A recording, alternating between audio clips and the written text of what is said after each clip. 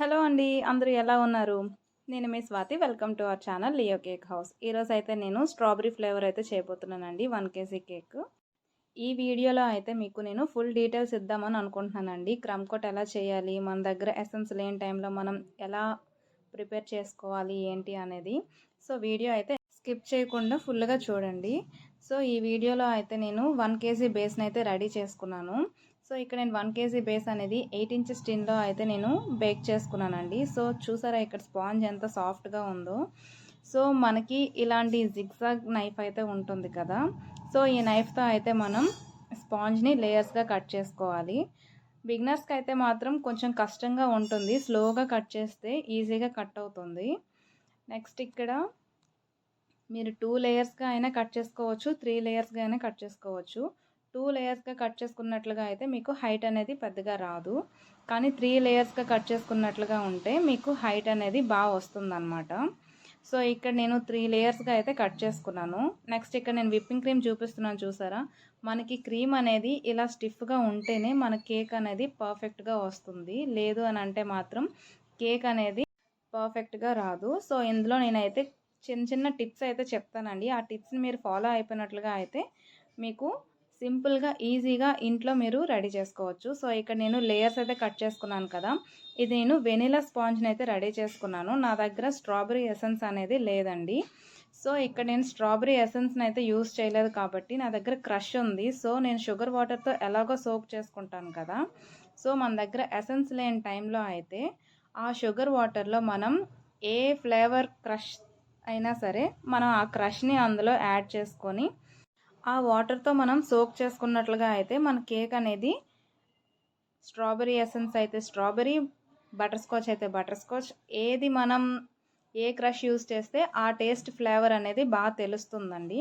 So ఇక్కడ నా దగ్గర స్ట్రాబెరీ ఎసెన్స్ అయితే లేదని చెప్పాను కదా. సో నేను ఇక్కడ స్ట్రాబెరీ క్రష్ని అయితే షుగర్ వాటర్లో మిక్స్ చేసుకున్నాను. ఇక్కడ నా కేక్ మొత్తం టోటల్ ఏంటంటే ఇక్కడ స్ట్రాబెరీ ఫ్లేవర్ అనేది బాగా వస్తుందన్నమాట. సో ఇక్కడ నేను షుగర్ వాటర్తో అయితే స్పాంజ్ని సోక్ చేసుకున్న తర్వాత విప్పింగ్ క్రీమ్ని అయితే యాడ్ చేసుకున్నాను. నెక్స్ట్ ఇక్కడ నేను స్ట్రాబెరీ క్రష్ని అయితే అప్లై చేసుకున్నానండి. ఇక్కడ నేను విప్పింగ్ క్రీమ్ అనేది ఎలా అప్లై చేశానో మీరు అబ్జర్వ్ చేసినట్లుగా అయితే మీకు కూడా తెలుస్తుంది. నెక్స్ట్ ఇక్కడ నేను స్ట్రాబెరీ ఫ్లేవర్ అయితే చేసుకున్నాను కదా. సో దీనికోసం అయితే నేను వైట్ చాకో చిప్స్ని అయితే యాడ్ చేసుకున్నానండి. వైట్ చాకో చిప్స్ని యాడ్ చేసుకున్నట్లుగా అయితే మనకి ఫ్లేవర్ అనేది బాగా తెలుస్తుంది అనమాట. సో ఇక్కడ నేను ఇంకొక లేయర్ని అయితే అప్లై చేసుకున్నాను. సేమ్ దాన్ని కూడా షుగర్ వాటర్తో సోక్ చేసుకుంటున్నాను అనమాట. షుగర్ వాటర్తో సోక్ చేసిన తర్వాత విప్పింగ్ క్రీమ్ని నేను యాడ్ చేస్తాను కదా. దాన్ని నేను ఎలా స్ప్రెడ్ చేస్తున్నాను, ప్యాలెట్ నైఫ్ని ఎలా పట్టుకుంటున్నాను, ఏ హ్యాండ్తో నేను టర్నింగ్ టేబుల్ని టర్న్ చేస్తున్నాను అనేది మీరు క్లియర్గా చూసినట్లుగా అయితే మీరు కూడా ఇంట్లో ఈజీగా ప్రిపేర్ చేసుకోవచ్చు. సో ఇక్కడ చూడండి, నేను టర్నింగ్ టేబుల్ లెఫ్ట్ హ్యాండ్తో టర్న్ చేస్తూ ప్యాలెట్ నైఫ్తో నేను క్రీమ్ అనేది ఈక్వల్గా స్ప్రెడ్ చేసుకుంటున్నాను. అలా స్ప్రెడ్ చేసుకున్న తర్వాతన క్రష్ని యాడ్ చేసుకున్నాను. క్రష్ని నేను ఈక్వల్గా అప్లై చేసుకుంటున్నాను. మనం ఫస్ట్ లేయర్లో ఎలా అప్లై చేసుకున్నామో సెకండ్ లేయర్లో కూడా అలానే అప్లై చేసుకుంటామండి. ఈ లేయర్లో సేమ్ దానిలోనే నేను వైట్ చాకో చిప్స్ని అయితే యాడ్ చేసుకున్నాను. నెక్స్ట్ ఇక్కడ లాస్ట్ లేయర్ అనేది నేను పెట్టేసుకున్నాను కదా. సో దీన్ని అయితే నేను మళ్ళీ షుగర్ వాటర్తో అయితే సోక్ చేసుకున్నాను. బట్ ఇక్కడ ఏం జరిగిందంటే నేను మిక్స్ చేసుకున్న వాటర్ అయితే అయిపోయింది, షుగర్ వాటరు. సో నేను మళ్ళీ షుగర్ని వాటర్లో మిక్స్ చేసుకోవాలంటే కొంచెం టైం పడుతుంది కదా. సో అందుకని చెప్పి ఈలోగా ఈ కార్నర్స్లో మనకి మాడిపోయింది కదా, అంటే లైట్గా బ్రౌనిష్ కలర్ అనేది వచ్చేసింది కదా. సో అందుకని చెప్పి వాటిని అయితే నేను కట్ చేసేసుకుంటున్నానండి. ఎక్కువ కేక్ని కట్ చేసేయకుండా ఇలా కొంచెం మాడిపోయినట్లుగా అయితే లైట్గా కట్ చేసినట్లుగా అయితే మీకు కేక్ అనేది బాగుంటుంది. ఇలా అంటే ఇది కస్టమర్స్ ఈ పీసెస్ తిన్నారు అంటే మాత్రం కొంచెం మాడిపోయింది అని అంటారు. సో అలా కాకుండా కొంచెం వీటిని మనం కట్ చేసుకుంటే నీట్గా ఉంటుంది కదా మనకి. సో అలాంటి ప్రాబ్లం అయితే ఏముండదు. ఇక్కడ నాకు షుగర్ అయితే డిజాల్వ్ అయిపోయింది. సో నేను ఇంకా వాటర్ని అయితే అప్లై చేసేసుకున్నాను. యాక్చువల్ చెప్పాలంటే ఈ కార్నర్స్ అనేవి నేను స్టార్టింగ్లోనే కట్ చేసుకోవాలి. బట్ ఏంటంటే నేను మర్చిపోయాను. సో అందుకని చెప్పి ఇప్పుడు కట్ చేయడం అయితే జరిగింది. నార్మల్గా నేను క్రమ్ కోట్ చేసిన తర్వాత కూడా కట్ చేసేసుకుంటాను. సో అలా అనమాట. ఇక్కడ మీరు చూసినట్లుగా అయితే ఇక్కడ నేను క్రమ్ కోట్ చేసుకుంటున్నాను. ఎలా చేస్తున్నాను అనేది మీరు అబ్జర్వ్ చేయండి. నేను ఇక్కడ ప్యాలెట్ నైఫ్తో అయితే కొంచెం క్రీమ్ని అయితే తీసుకొని లైట్గా అప్లై చేసుకుంటున్నానండి.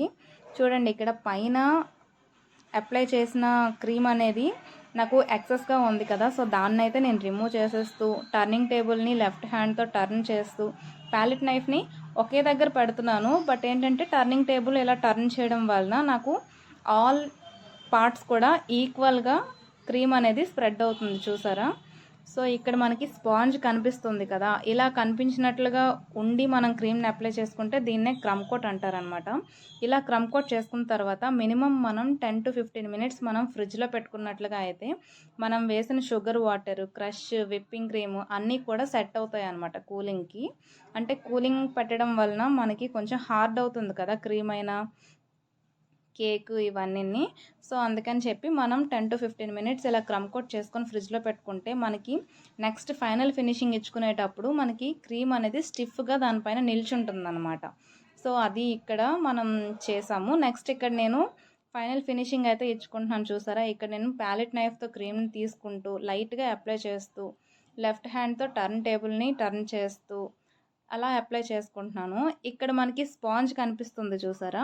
ఈ స్పాంజ్ దగ్గర మనం లైట్గా క్రీమ్ని అప్లై చేసుకొని ఈక్వల్గా నీట్గా వచ్చేలా మనం ఫినిషింగ్ అయితే ఇచ్చుకోవాలి. మనకి స్పాంజ్ ఎక్కడ కనిపించినా సరే మనం క్రీమ్ అనేది అప్లై చేసుకుంటూ ఈక్వల్గా ఉండేలా మనం చూసుకోవాలన్నమాట. సో ఇక్కడ ఎక్సెస్ క్రీమ్ మొత్తం నేను ఇలా ప్యాలెట్ నైఫ్తో అయితే తీసేసుకుంటున్నాను, చూసారా. మీరు కూడా ఇలా కొంచెం స్లో ప్రాసెస్లో చేసినట్లుగా అయితే మీకు కూడా చాలా పర్ఫెక్ట్ ఫినిషింగ్ అనేది వస్తుందండి. చాలామంది సిస్టర్స్ అయితే నన్ను అడుగుతున్నారు, ఇలా పర్సనల్గా అయితే నాకు మెసేజ్ చేస్తున్నారు అనమాట. నాకు క్రమ్ కోట్ ఎలా చేయాలో చెప్పండి, ఫైనల్ ఫినిషింగ్ మీరు ఎలా నీట్గా ఇస్తున్నారు, అసలు ఏం వాడుతున్నారు ఏంటి అని చెప్పేసి. సో ఇవే నేనైతే యూస్ చేస్తాను, ఇంతకు మించి ఇంక వేరే ఏ ఐటెం కూడా నేను యూస్ చేయనండి. ఇక్కడ నేను ట్రాన్స్పరెంట్ స్క్రాపర్ని అయితే చూపించాను కదా, వీటిని అయితే నేను ఫస్ట్ నుంచి యూస్ చేస్తున్నాను. ఈ ట్రాన్స్పరెంట్ స్క్రాపర్తో అయితే నీట్గా ఫినిషింగ్ అనేది వస్తుంది. నెక్స్ట్ ఇక్కడ నేను స్క్రాప్ చేసుకున్న తర్వాత సైడ్స్ స్క్రాప్ చేసుకున్నాను కదా ఫస్ట్, దాని ఆపోజిట్ డైరెక్షన్లో నేను ఇక్కడ పైన లేయర్ అనేది ఫినిషింగ్ నీట్గా ఇచ్చుకుంటున్నాను అనమాట. ఇప్పుడు క్రీమ్ ఉన్న స్క్రాపర్తో మీరు స్క్రాప్ చేసుకుంటే అది మరి కాస్త నీట్గా లేకుండా కొంచెం గజిబిజిగా వస్తుందన్నమాట. మీరు స్క్రాపర్ని యూస్ చేసిన తర్వాత మ్యాక్సిమం మీరు వాటర్తో క్లీన్ చేసుకొని మళ్ళీ మీరు స్క్రాప్ చేసుకున్నట్లుగా అయితే మీకు నీట్గా ఫినిషింగ్ అనేది వస్తుంది. నెక్స్ట్ ఇక్కడ మీరు ఒక సైడ్ నుంచి స్క్రాపర్ని యూస్ చేశారంటే అనదర్ సైడ్ అయితే నీట్గా ఉంటుంది కదా. సో ఆ అనదర్ సైడ్తో మీరు టాప్ లేయర్ అనేది క్లీన్ చేసుకున్నట్లుగా అయితే మీకు నీట్గా ఫినిషింగ్ అనేది వస్తుందన్నమాట. ఇలా మీరు ఫినిషింగ్ కంప్లీట్ చేసేసుకున్న తర్వాత అయితే మాత్రం కంపల్సరీగా గుర్తుపెట్టుకోవాల్సిన పాయింట్, మనం బోర్డ్ని అయితే నీట్గా క్లీన్ చేసుకోవాలి. ఇక్కడ నేను వీడియోలో చూపిస్తున్నట్లు అలా బోర్డ్ని నీట్గా క్లీన్ చేసుకుంటే మన కేక్ లుక్ వైజ్ అయితే మాత్రం చాలా పర్ఫెక్ట్గా కనిపిస్తుంది. ఇది క్రమ్ కోట్ ఫైనల్ ఫినిషింగ్ అనమాట. ఇందులో ఇంకేమైనా మీకు డౌట్స్ ఉన్నట్లుగా ఉంటే నాకు కామెంట్ సెక్షన్లో అడగండి, నేను చెప్తాను. నెక్స్ట్ ఇక్కడ నేను న్యూట్రల్ జెల్తో అయితే ఈ కేక్ని నేను డెకరేట్ చేసుకుంటున్నాను అనమాట. నేను న్యూట్రల్ జెల్ని అయితే కొంచెం పెద్ద బాటిల్ని అయితే తీసుకుంటాను, 2.5 లీటర్స్ ఉంటుంది కదా. ఎందుకంటే ఆర్డర్స్ ఎక్కువగా రావడం వలన నేను పెద్ద బాటిల్ తీసుకుంటాను. చిన్న బాటిల్స్ కూడా మనకి అవైలబుల్గా ఉన్నాయండి, 100 రూపీస్వి. సో అది ఎంత ఎంఎల్ అనేది నాకు కరెక్ట్గా తెలీదు, బట్ ఏంటంటే చిన్న బాటిల్స్ కూడా ఉన్నాయి. సో ఇక్కడ నేను ఆరెంజ్ కలర్ని అయితే న్యూట్రల్ జెల్లో యాడ్ చేసుకున్నాను. ఫస్ట్ నేను కలర్ 2 డ్రాప్స్ యాడ్ చేశానండి. నాకు కలర్ కరెక్ట్గా సరిపోలేదు, లైట్ కలర్ ఉందని చెప్పి మరి కాస్త 2 డ్రాప్స్ అనేవి యాడ్ చేసుకున్నాను. సో ఇక్కడ నాకు కలర్ అనేది వచ్చింది. సో ఇక్కడ ఏంటంటే మనం న్యూట్రల్ జెల్ యూస్ చేసేటప్పుడు అయితే మనం ఒక 2-3 డ్రాప్స్ అనేవి వాటర్నే యాడ్ చేయాలి తప్ప అంతకు మించి ఇంకా ఏమీ కూడా యూస్ చేయకూడదండి న్యూట్రల్ జెల్లో. న్యూట్రల్ జెల్ నార్మల్గానే స్వీట్గా ఉంటుంది, ఇంకా అందులో మనం షుగర్ వాటర్ కానీ క్రషెస్ కానీ లేదంటే ఇంకే ఐటమ్స్ కానీ మనమైతే అస్సలు యూస్ చేయకూడదు. ఎందుకంటే మనకి ఇలా స్టిఫ్గా అయితే ఉండదు, కొంచెం డిఫరెంట్గా అయిపోతుంది. సో అందుకని చెప్పి న్యూట్రల్ జెల్లో మనం క్రషెస్, షుగర్ వాటర్ అలాంటివి ఏం యూస్ చేయకూడదు, నార్మల్ వాటర్నే మనం యూస్ చేసుకోవచ్చు. అలా 2-3 డ్రాప్స్ని మాత్రమే మనం వాటర్ని యాడ్ చేసుకోవాలండి. అంతకు మించి ఎక్కువగా మీరు వాటర్ యూజ్ చేశారంటే ఆ వాటర్ వలన దాని కన్సిస్టెన్సీ అనేది మారిపోతుంది. సో అందుకని చెప్పి తక్కువగానే మీరు యాడ్ చేసుకోండి. ఇక్కడ నేను చూపిస్తున్నాను చూసారా, ఇంకో టైప్ ఆఫ్ స్క్రాపర్ అనమాట ఇది నాకు ఆ సెట్లోనే వచ్చిందనమాట, ట్రాన్స్పరెంట్ స్క్రాపర్ సెట్లో. సో ఇక్కడ నేను ఈ డిజైన్ అయితే ఇచ్చుకున్నాను కదా, సో నాకు ఆ కార్నర్స్ అనేవి కరెక్ట్గా ఇది అవ్వట్లేదు అని చెప్పేసి నేను ఆ స్క్రాపర్ని అయితే యూజ్ చేశాను. పర్ఫెక్ట్గా వచ్చిందండి ఆ కార్నర్స్ అనేవి. సో ఇక్కడ నేను స్క్రాపర్తో అయితే ఇలా రెడీ చేసుకున్నాను. నార్మల్గా మనం లేయర్ మొత్తం కూడాను న్యూట్రల్ జెల్తో డెకరేట్ చేసుకోవచ్చు, బట్ ఇది డిఫరెంట్గా ఉంటుంది కదా అని చెప్పి ఇలా అయితే ట్రై చేశాను. సో మన కస్టమర్ అయితే మాత్రం చాలా హ్యాపీగా ఫీల్ అయ్యారండి. ఇలాంటి డిజైన్స్ అనేవి హోమ్ బేకర్స్ దగ్గర అయితేనే అవైలబుల్గా ఉంటాయండి. నార్మల్గా బేకరీస్లో అయితే వాళ్ళు ఇచ్చిన డిజైనే మనం అడ్జస్ట్ అవ్వాలి తప్ప మనకి నచ్చిన డిజైన్ అయితే మాత్రం వాళ్ళు ఇవ్వరు. మ్యాక్సిమం ఒక 2-3 కేజీస్ అయితే మాత్రం మనకు నచ్చిన డిజైన్ చేయొచ్చు, కాకపోతే అన్ని బేకరీస్లో అయితే చేయరు. కానీ హోమ్ బేకర్స్ దగ్గర మాత్రం మనకి ఎలాంటి డిజైన్ కావాలన్నా, ఎలాంటి మోడల్ కావాలన్నా, ఎలాంటి కస్టమైజేషన్ కావాలన్నా సరే వాళ్ళు చేస్తారు. సో ఇక్కడ ఏంటంటే నేను ఇలా డిజైన్ అయితే ఇచ్చుకున్నాను. ఈ డిజైన్ అయితే నేను న్యూట్రల్ జెల్తో వేయడం ఫస్ట్ టైం అనమాట. ఇంతకుముందు నేను ఏం చేసేదాన్ని అంటే మొత్తం లేయర్ అంతా కూడాను న్యూట్రల్ జెల్ని అప్లై చేసి దానిపైన రోజెస్ ఇవ్వడం, లేదంటే చాక్లెట్ డెకరేషన్ అలాంటివి చేసేదాన్ని.